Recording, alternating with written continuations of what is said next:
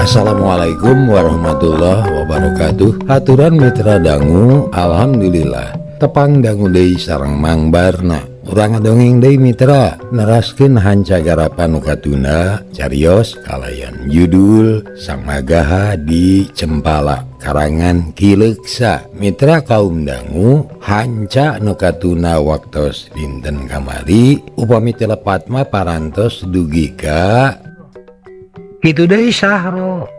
Dina derna tarung rancing geus naker nyalametkeun sukuna. Da salian ti suku mah semat pingping kaluhur, kabeunangan ku budak ge teu teurak.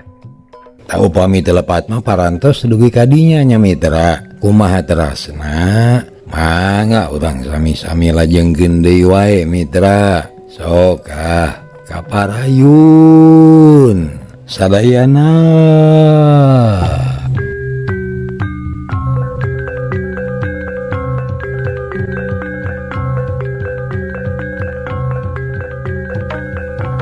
Mitra kaum dangu, ngan olo kaya ahwani mah rada ripuh sabab diuji elmuna teu lulus. Untung Ki Gundali sadar kana hal eta.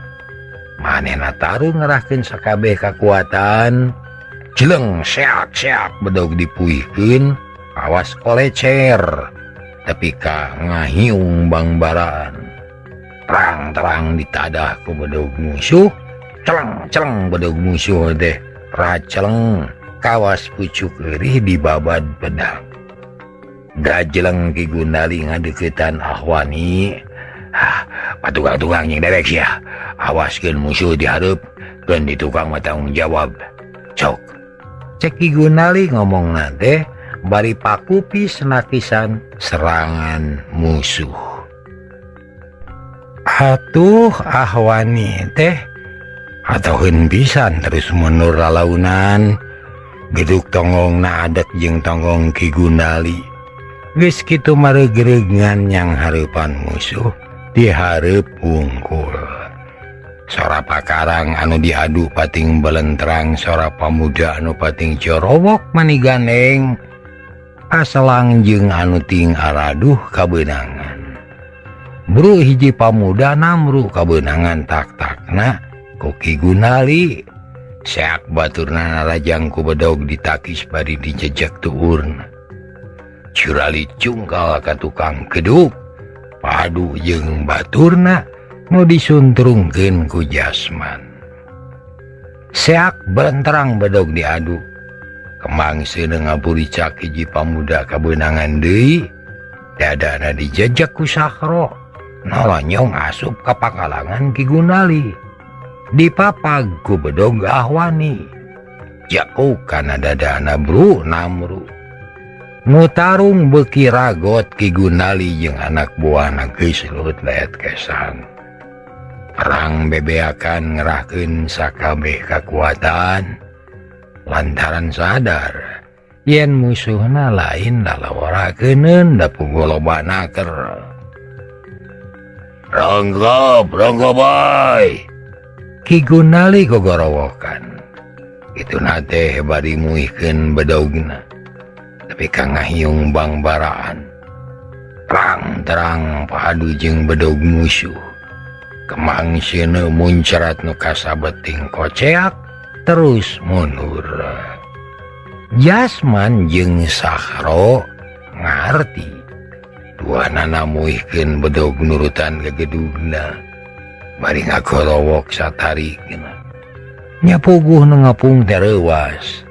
Loba anu ngarengkog, sabab eleh babar eleh wawanen jeung kurang pangalaman. Seak cekok goak nu beunang ngagoak. Terus mundur bari ingkud-ingkudan seak jekuk kana punuk. Goak cunggal namru bari aduh-aduhan.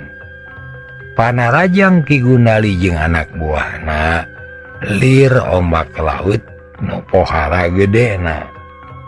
Terus ngamuk nguwak ngawik ngaburak-barik bala desa Mancala. Nya akhirna mitra kaum dangu, aduh sararea anu ngaraponan jeung diraponan maranehna leuwih segut. Kulantaran Ki Gundali jeung baladna jiga anu edan midra nu akhirna bubar katawuran atuh. Nu ipis beurih mah ngacir bari ngahegak kesangan bakat kusoak. Nu rada wani saeutik kabeunangan awakna tatu. Nu bisa keneh rumpat bari tatu terus kalabur teu malire ka pakuwu anu gogorowokan nitah maju. Cilah kamu musuh teh kuat pakuwu. Mundur bisi barat urang beak manten ge. Cek Ki Durgali ka pakuwu sadar yen musuh lain lawaneun. Ya bener, barudak teh nu kuat ngayunan. Sidik musuh teh lain lawaneun urang yeuh. Cek pakuwu sapamadegan jeung Ki Durgali. Atuh terus ngagorowok nitah mundur. We menihara toh di titah mundur teh teu kudu 2 kali marentah. Langsung ting balicat malik. Nu kaburu mah ngacewang baladna anu tatu tuluy dipanggul kabur ninggalkeun pakalangan tarung. Nenyo musuh paburisa cakaka Ki Gundali teh seuri. Cejongok teh ibis buris ya. Kalau harus omong nawe ya, mage jeung kumawani rek mahen ka aing. Sabarukna aing teh kaya babu gitu. Ceuk Ki Gundali bari nulak cangkeng. Panonna melong ka musuh anu kalabur ngarasa atar. Jasman geus rek mudag. Ngan dicarek ku Ki Gundali keun bae cenah. Da moal aya gunana jeung deui da moal wanieun datang deui ari geus dibuburak itu mah. Jasman ngasupkeun bedogna, mapas ngahegak kesangna ngucur, saharo oge sarua kitu. Ari ahwani rada ripuh malah aya tatu leutik dina gado kakoet ku cong bedog jiga nama. Kumaha geus kieu Kang? Urang kudu waspada Syahro. Sabab jelas urang geus boga berhitungan jeung urang lemur. Nu artina bakal aya penggawa nagara anu datang anu pasti bakal nangkep ka urang. Cuma memang maranehna datang urang kudu geus eueuh di dieu atuh. Sarta kudu bisa ngawarah heula ka si Sahya tah. Cek Jasman, manehna mah ambek kalalaki anu ngaran Sahya teh. Tuturkeun derek. Urang neiskeun hawa geuy. Cek Ki Gundali terus leumbang ninggalkeun saung. Anak buahna taya nu baha kabeh ge nuturkeun. Satuluyna Ki Gundali jeung anak buahna nyarumput heula dinu suni. Teu wani ngadeuketan lemur da pasti bakal aya buntutna tina kajadian tadi. Maranehna kudu hati-hati supaya ulah katangkep ku penggawa nagara.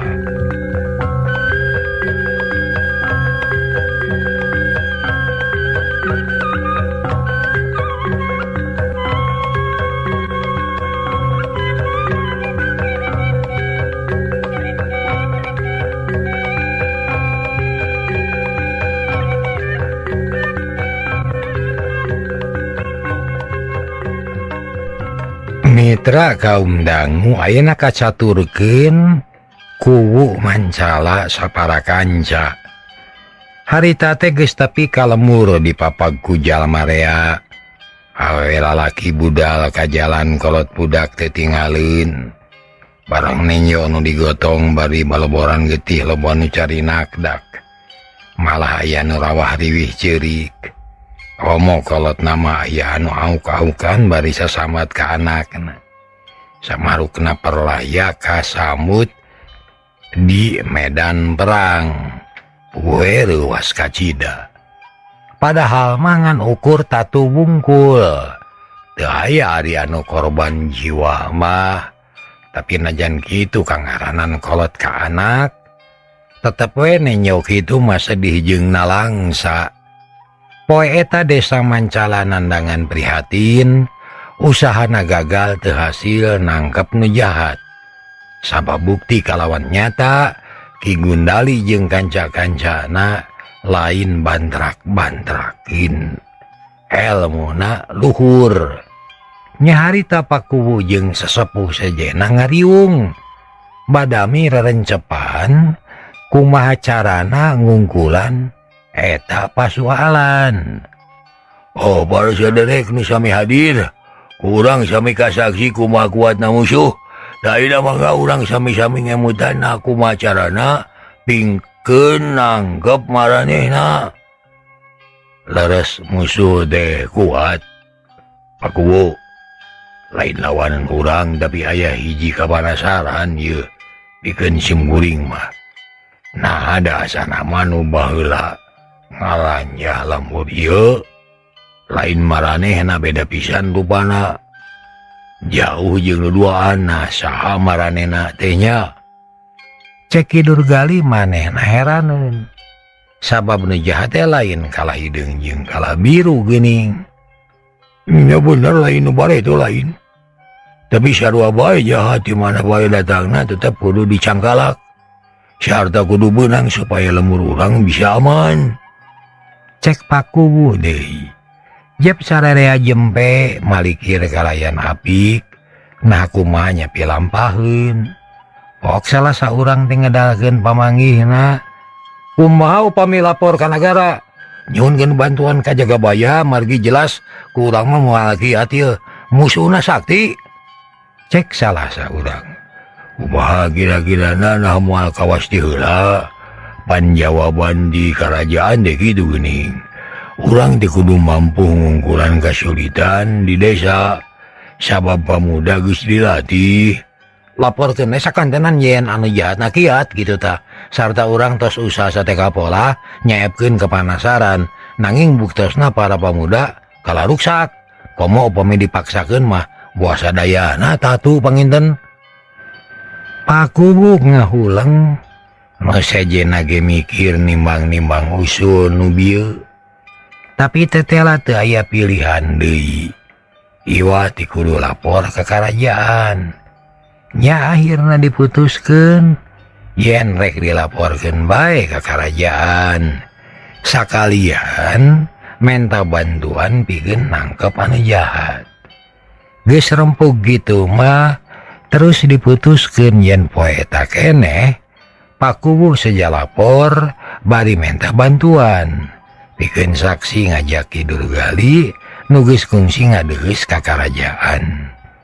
Gancangna carita, Kuwu Mancala geus lapor ka karajaan. Pihak karajaan dina lieu ditanggung jawab ku Braja Geni. Yen desa Mancala rek dibantu, rek dikirim pasukan prajurit anu sakira mampu pikeun ngayonan musuh. Geus meunang putusan kitu mah, Kuwu Mancala mulang bari mawa hate bunga. Sabab laporanana ditarima kalayan hade. Sarta rek dibantu sacukupna. Geus kitu mah tenang we. Nyatana kari ningkatkeun kawaspadaan. Ngarona saban peuting saban poe sangkan dina ayana musuh buru-buru kanyahoan. Tapi najan ronda terus dihanggeutkeun. Peutingna waktu Ki Gundali jeung anak buahna asup ka lembur teu aya nu manggihan. Harita teh wanci Isa, Ki Gundali jeung anak buahna nu tilu geus aya di jero lembur. Ting salingker dinu poek, neangan imah Ki Sahya. Yasman, pake kada ieu taregos euy terus asup ka hiji imah. Tanyakeun imah si Sahya. Mun boga imah teu ngabejakeun padalan. Cek Ki Gundali ngaharewos ka Jasman. Nita nanyakeun imah Ki Sahya. Mangga Kang. Kusiwa Jasman ngerok saku. Rap make taregos. Nu dijieun tina lamak paranti nyemputkeun beungeut dina waktu model kitu supaya aman teu kanyahoan rupa. Geus tarapti katayap kapipir imah kalacat katepas terus ngeterokan panto kadenge mani semutari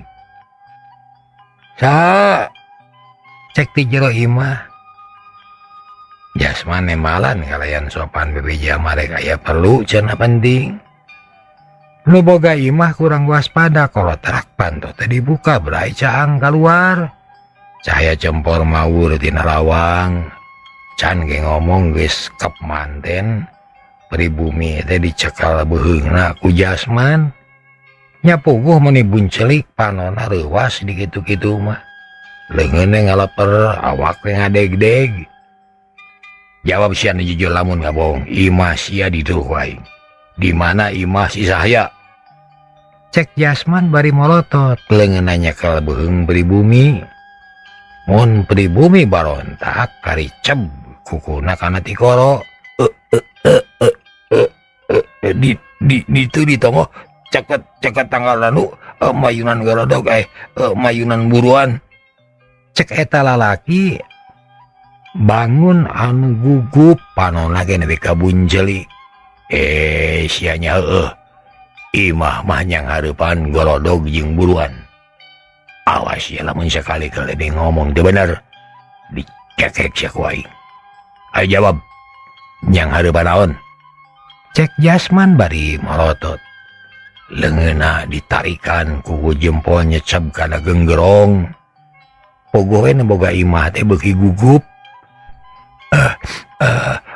mayunan tangka jamu pangkeureunan aya balong kitu jawab nah eta lalaki ayeuna mah bener teu cara tadi awas ya mun salah lamun teu beneran imah sia peuting ieu bakal jadi lebu jing gerak cek Jasman bari terus ngajengkangkeun pribumi kubrag blek bujurna kana palupuh cileng Jasman kaburuan naboga imah calangap bari ngahegak reuwas anu taya papadana rek ngagero minta tulung teu bisa jebasieun bisi imahna diduruk kapaksa ngahenen bari ngararasakeun kanyeri kuliwat gok tepung deui jeung Ki Gunali terus laporan sakumaha cek pribumi dea ayo urang teangan awas yang hati-hati ulah kanyawan gorona cek Ki Gunali terus lembang deui sasalingkeran kanu poek mapai-mapai pipir imah anu buni juringkang obatan lalembang katara ngalangkang hidung kacangan ku cahaya bentang ngan teu bisa sidik kana rupa da ukur remeng-remeng jangkrik reang di sarada gaang ge kadenge keneh di hisi remur kadenge salabuk sakapeung aya anjing ngagogog ku Ki Gunali dibaledog gaik-gaik anjing babaung bari ngacir sieun teu kungsi lila jog anyog ganu dituju ragopatan eureun ting bolohok nitenan tatangkalan rada hese kapanggieun ada poek tangka nangka jeung tangka jamu teh hampir sarua nu babari dibedakeunana teh ngan tangka kalapa jeung tangka jame ieu meureun yeuh tu tangka ranuna tah tangka jamu tapi kudu dipariksa heula nah aya balong di tukangan imah cek Jasman yaro pariksa ku maneh ka tukangan imah euy aya balong ada eueuh Ki Gunali marentah ka Sahro nu dititah teu talangke terus nguliwed ka pipir imah rek mariksa ka tukang barang brehnyaan aya balong jadi ayeuna mah sidik yen eta teh imah Ki Sahya anu diincer ku Ki Gunali Sahro buru-buru laporan nya akhirna sarareang ngadeuketan ka lawang hareup terok Jasman ngeterokan panto nu sejen ngabadega bari nulak cangkeng siap sadia bisina boga imah narajang tapi jempe daya jawaban Jasman teu aya kabosan terus keketrok deui bari pupuntenan. Tapi tetep teu aya anu nemalan. Jasman amek keat jebrod. Panto teh dijejek kamu radu sakali ngajejek oge. Blak panto muka dibreh di jero imah poek. Teu aya damar-damar acan. Blus Jasman ka jero. Bedoges dipesat terus rarat-reret bus ka kamar. Bus ka goah imah di garada. Tapi eueuh jelema hiji-hiji acan. Tayohna bae geus saya sanak bojo geus ngungsi. Sabab sadar yen dirina diancam bahaya. Mamatak barang datang nu ngajorag teh geus teu kasampak. Ya dah. Kau mana si saya deh? Nulis tonyong pasti kabur. Eleh aing ye. Cek Jasman bari terus bijil deui ti imah. Nyampeurkeun ka baturna nu aya keneh di buruan. Mana si saya deh? Kang. Ngungsi meureun di mana kosong teh Jerman. Jorok cuman. Ki Gunali amekeun. Amarah teu budal sabab saya anu diancam teh eueuh. Sahro jeung Ahwani ngodok saku nyokot paneker. Cekes-cekes gur hurung. Tapi dicempad ku Ki Gunali. Sia mah waguna deuleu sabab kudu make heula. Kararas atawa jarami garing. Asupkeun ka kolong ka karaduk. Ceuk Ki Gunali bari kekerot. Anak buahna nu tilu digawe neangan kararas garing neangan dangdaunan anu babari kadurukna. Jasman teu eleh akal. Manehna unggah deui ka imah magusur kasur. Dibedel ku bedog dikaluarkeun kapukna. Dibacacarkeun di emper supaya babari kadurukna. Sanggeus cukup sut diduruk. Pradug haseup ngelun gur seuneut hurung. Mimitina mah leutik beuki gede. Tungtungna ngababela ngebrak caang ka buruan. Angin datang atuh gur. Seuneut teh beuki gede. Mimiti mapai kana bilik sorana pating perepet pating paretok. Lila-lila ger imah teh kahuruan. Sora seuneut ngaguruh caangna beuki jauh. Kolebat. Opat jelema lalumpatan. Sabab didinya mah caang ngahaja ngajauhan. Supaya ulah aya anu nyahoeun. Ki Gunali ngarasa puas nenyo imah dihakan seuneut teh. Bener kitu boh jelema mah duruk we imahna lah. Ayo ini doi. Kocapkeun di garduh rona. Harita teh aya nu ngariung opatan keruplek we ngobrol. Nyaritakeun nu jahat teh. Barang breh aya nu hurung nu saurang ngorejat nangtung. Beheungna dipanjangkeun panon bolotot kaget. Nenyo nu hibar caang ka Jomantara. Kauruan euy kauruan, tuh ditongo kauruan. Pokna bari terus uyup ayap, bangun anu gugup. Baturna kaget ting korejat nangtung bari olohok. Nenyo seuneut nu hibar ka Jomantara. Kauruan euy kauruan tuh ditongo tuh. Ulah, nyahe euy kauruan. Pokna bari terus uyup ayap bangun anu gugup. Baturna kaget ting korejat nangtung bari colohok nenyo seuneut nu hibar ka Jomantara. Mega kawas anu milu kaduruk beureum sarta nepakeun deui cahya ka sakuliah lemur kawas langit keur biji layung. Lain neangan naon ari maneh ha. Muni kata tangko teteng gitu. Neangan banakol kohol di mananya euy. Eta ngagantung eta. Bari nunjuk kana palangkakan baturna. Sia mah sakit keur riweuh teh. Itu tak kokol tuh bejaan batur. Kahuruan gitu.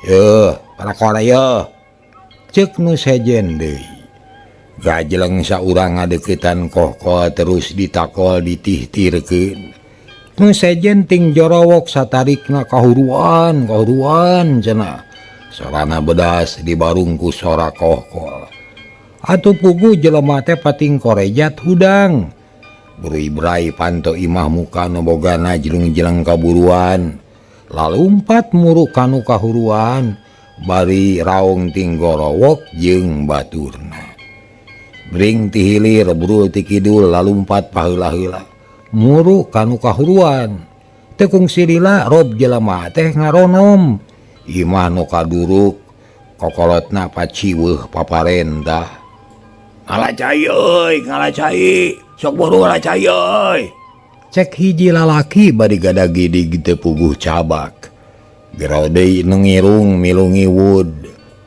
manyun amin cenah ger nu ngadenge sareuri ngomong nangirung bang kanu baeud nyakot batrik mana taraje tuh imah si mud rorot bilikna tarik ka kaler euy awas ulah deukeut teuing dah tah bilik ngageblag awas cek kokolot bari tutunyuk paciweuh ngatur anak buahna nu nulungan pahibut nu ngalacai ngaleut nu ku emer nu ku lodong jeung tempat sejen wur cai dibanyurkeun kana seuneu anu keur ngababela tapi seuneu geus gede teuing lain lawaneun cai saemer mah teu karasaeun belewar tangkal cau dibalangkeun brus kana seuneu anu ngababela tapi anger ngaguru handaruan dibarungku sora angin nya akhirna imah nu geus katalanjuran diantep ngan imah anu dikenca jeung katuhunana dikait ku bakrik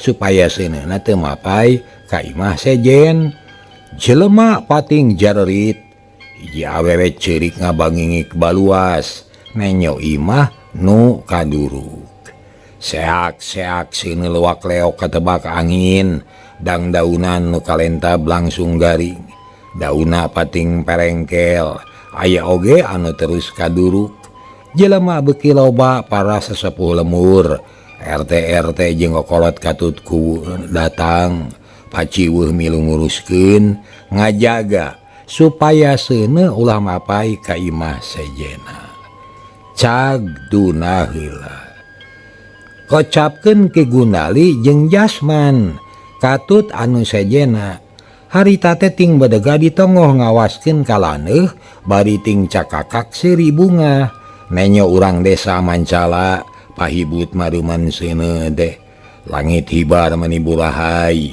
mega kacaangan silalatu pasula breng kabawa angin manuk buek di sarada patemalan anjing babaung bating cungum mata keung jeung geueuman wah sia karasaeun ayeuna mah teu teh nyodo urang Mancala karumpul ngariung sieun euy tiri sieun meureun euy ngaradon si dulu bener Kang urang lemur mah hayangna teh haneu tu ae raresep si durunya tapi Kang urang kasebut bodoh lamun cicing wae di dieu ye bodoh urang teh lamun cicing wae di dieu mah sia da make bodoh urang mana sia bodohna ha Ki Gundali teu ngartieun lamur kosong Kang lalakina kumpul lalajeun nu kahuruan imah-imah pasti teu dijaga sabab rona ge ngaleut ka nu kahuruan naon salahna lamun urang neangan rezeki ka lemur memang jalakan siapa Jasman bener ayo urang ka lemur ayo dah ini kabehan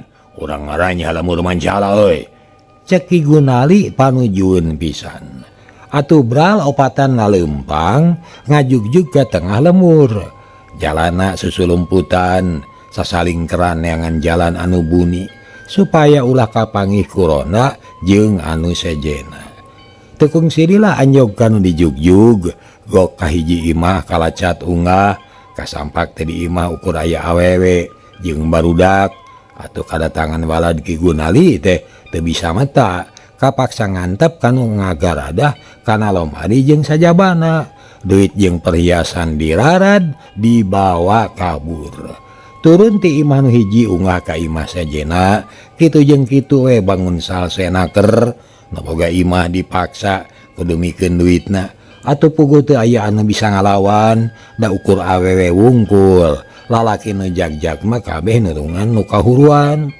teuing sabaraha imah nu diasupan sarta dipaksa dipenta bandana ngan nu penting mah menang sagemolan sewang duit jeung perhiasan ditambah ku barang-barang sejen anu berharga malah aya oge nu maling pakaian keur salin malah saharo mah ngajingjing bakakak sabab kabeneran unggah ka hiji imah anu tas hajat nyunatan di imah na aya keneh bakakak dina meja. Ki Gundali jeung anak buahna geus eureun ngaranjah imah terus lalumpang ngajauhan lemur bari ting cakakak seuri suka bunga galumira sabab usahana hasil kalayan gampang cag urang tunda heula ayeuna kocapkeun hiji awewe nu rada wanian sabada garongna turun manehna ge milu turun lompat ka garduhona anu teu jauh ti imahna kop kana para kol-kol terus ditihtirkeun bari gogorowokan bangsat cenah gue nu sajen teh asa dihatean sakur nu kaungahan bangsat mah ting jerewet patarik-tarik nu akhirna kadenge ka tempat nu kahuruan keur maeukeur seuneu geus leutik katurug-turug kadenge sorakoh-kol bitih riak lalaki teh buyar baralik ka imahna masing-masing bari silitanya jeung baturna baranggo ka imah kadenge anu ceurik ngabangingik aya oge anu kukulutus nyupataan ka bangsat ngagarada imah ugue sararea teh kaget nya akhirna sararea lapor ka pakugu yen sababaraha imah kadatangan garong barang-barang berharga mah dirarad duit diringkid anu teu mere disiksa aduh cilaka leh deui wae kudu kumaha wae kena atuna bantuan ti nagara can aya datang keneh wae atunya ceuk kugu bari ngarahu ngarasa keung ngadenge kitu mah tak aku bangsat nu tetela beuki ngagalaksak kumaha upami urang laporan deui ayeuna mah di kajantan wengi ieu kedah enggal dilaporkeun bile aya anu jahat nu ngahaja ngacokeun nagara ti handap heula tapi kudu kanyahoan heula ieu tina naon datangna seuneu nah cempor anu bae atawa ti habu atawa memang aya anu ngaduruk ceuk pakuwu kalah mikir heula imah nu kaduruk pakuwu ari kieu carana mah urang teh teu kedah milarian judig anu teu kadeuleu tos we tudingkeun kana jahat teh da buktosna sabot urang sadaya nulungan anu kahuruan imah-imah pan diranyah taku ayeuna kitu moal lepat deui yeuh nu jahat nu opat teh anu ngaduruk bumi teh kitu tah cek lalaki anu aya di dinya ngedalkeun pamanggihna ok anu sejen milu nyarita leres pakuwu bumi kisah ya moal kahuruan upami teu aya anu ngaduruk margi eta bumi teh kosong teu diseungetan damar sarta hauna teu dianggo margi kisah ya mah ti enyi oge ngungsi karamana da sieun kuno opatan teh lah gimana manehnya ho upami pakuwu percanten abdi teh kapi adina cek eta lalaki nyaka ajeun adu ari kitu mah sanu rek maturan ka kula hayu urang lapor ayeuna pisan ka karajaan bari nyusul bantuan nu rek dikirim teh cek pakuwu akhirna buleud rek lapor harita keneh reang nalemalan ieu daek tungtungna bring limaan maturan pakuwu ngajugjug ka karajaan rek lapor ka Patih Braja Geni yen desa Mancala tambah kacau diranjah ku bangsat di jalana ngagencangan semurusu lantaran hayang buru-buru tepi kanu dijugjug jeung sieun papanggih jeung balad Ki Gundali teu kacatur di jalana kocapkeun bae geus tepi ku Mancala geus ngadep ka pangawal Patih dipariksa ku gulang-gulang teu meunang kebat ka kapatihan sabab harita teh peuting aya naon peuting-peuting datang ka dieu nah teu nyaho kana waktuna dinas ieu juragan pati nejo kulam wayah kieu mah moal aya nu wantun ngagugahkeun. Cek gulang-gulang ka Pakuwu. Kandenan abdi sadaya terang pisan yen ayeuna teh wengi waktosna lalason sanes bae kanggo juragan pati sanaos abdi sadaya oge kahoyong mah nyaeta heureuh nanging dalah dikumaha ieu abdi sadaya teh kapaksa dumeus ayeuna jalaran aya kaperyogian anu kalintang pentingna desa Mancala dihuru ku garong rahayat diranjah bandana dirarat duitna dikerid malah aya anu disiksa gitu kaula non. Cek Pakuwu bari papata teuneng ludeung dina sasauranana dumeh kagungan rasa yen anjeunna ngabela rakyat. Baru aya desa nu dihulu ku garong desa mana eta teh? Somohon desa Mancala. Ari kitu mah teu kudu lapor ka juragan pati atuh keun urang laporkeun ka Jagabaya. Paman Kuwu tungguan di dieu kaula anu bakal nepikeun ieu laporan. Atuh rebu noh nanging pamugi tiasa kabandun ayeuna we ka desa margi juragan pati parantos nyangman bade ngintun bala bantuan ka desa Mancala. Nya keun urang badamikeun. Mitra kaum dangu harita keneh gulang-gulang anu peuting eta giliran piket kebat nepungan atasanana najan peuting ge diteruskeun sabab ieu mah penting aya patalina jeung keamanan nagara. Tekung silila burudul sapasukan prajurit lengkep jeung pakarangna sejamiang ka desa Mancala dikokojoan ku hiji ponggawa anu boga kawajiban dina hal keamanan jero nagara. Teu laloba catur deui bring arinit kabeh ngajugjug desa Mancala. Kuwu ngarasa bunga lantaran bantuan geus kabawa harita sarerea ngarasa regreg lantaran aya pangaping ti menak nagara. Di jalanna teu dicatur urang kocapkeun bae geus tepi. Ponggawa nagara nu datang ka desa Mancala ngajenghok barang ningali hiji imah geus ledis robah jadi tumpukan lebu jeung areng.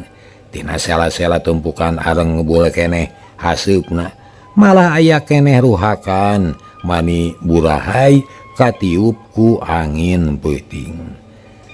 Weh nalikeun tepi ka kieu yeuh nanyaan ieu teh diduruk ku garong teh. Cek penggawa bari ngaret ka Pakuwu anak buahna ngajajar. Teu bida damel leres pisan ku garong anu apa teh anun. Kalihna teh eta sababaraha bumi diranjah bandana dirangkad atuh malih mah aya anu disiksa jalmina bilih palai uninga tiasa diparios ayeuna oge. Ayo tuh urang pariksa kaula butuh ku bukti yeuh laporkeuneun ka karajaan. Saur ponggawa bari terus nganjed kudana dituturkeun ku anak buahna bering ka jero lemur rek ngaloris nutas kagarongan.